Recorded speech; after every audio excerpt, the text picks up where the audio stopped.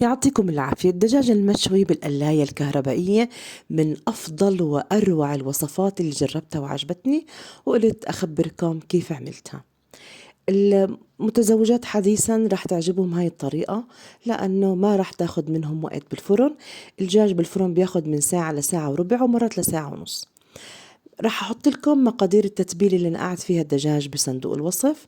أهم شي تزبطوا القلاية الكهربائية على 190 لمدة 20 دقيقة بالأول، وبعد ما تخلص ال20 دقيقة بتحطوها 5 دقايق لحتى تاخد اللون الذهبي الحلو.